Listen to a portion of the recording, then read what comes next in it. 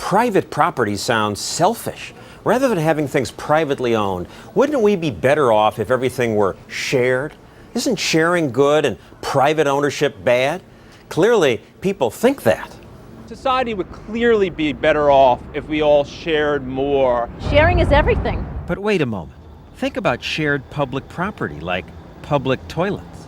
They're often gross. Public streets tend to get trashed.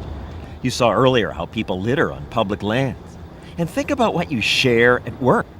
This is the refrigerator we share at my office, and look at this thing. It's disgusting. And look at what's in here. This cottage cheese expired in October of last year. When something belongs to everyone, it belongs to no one. No one owns it. There's no incentive to take care of it. It gets abused and degraded. Russell Roberts, professor of economics at George Mason University, points out that private property rarely gets abused or degraded. Private property sounds selfish, rich people taking advantage of other people. But it works a lot better. Compare that to public parks or fields. The litter tends to stay here. It's the same reason people overfish the sea. The ocean's public property, shared property, so for years fishermen took all they could. They had little incentive to make sure enough fish were left to reproduce.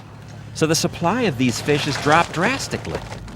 Suppose you are the head of a family that is fed by catching fish. This high school teacher runs an experiment to show her students that this is just the way people act. Our fish are Hershey's Kisses. You will get to eat them. Each table gets a covered beaker of Kisses they must share. She tells the kids, take as many as you want and then pass them on to the next kid. Any left over will reproduce, just like fish, because the teacher will double them. What happens? Hold up your beaker. Show us.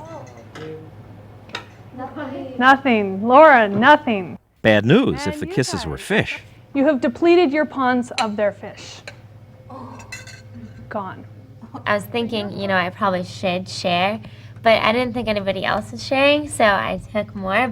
Economists call this the tragedy of the commons. You were greedy. Then she changes the rules. Each kid gets their own private beaker, like a private pond. And what this has actually done is a sense of privatization. Oh, isn't privatization that evil word? But this time, no one overfishes. Kids are careful to leave enough in their ponds, and new generations of chocolate Kisses are born.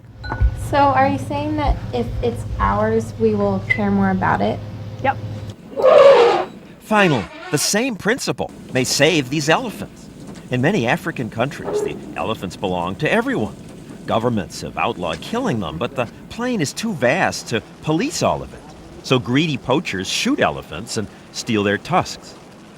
Don't have enough policemen. It's a nice idea to say it's wrong to kill elephants, but that method has not worked.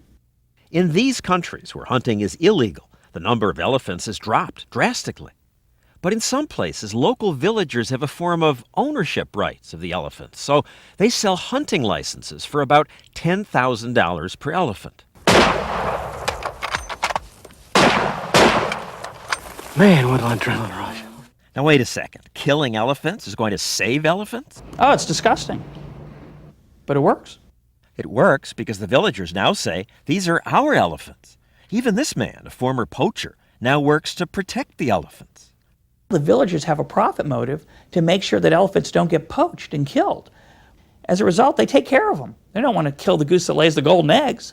In these countries, where villagers virtually own the elephants, elephant numbers have almost tripled. So while sharing may feel warm and fuzzy, Sharing is caring. often it makes things worse.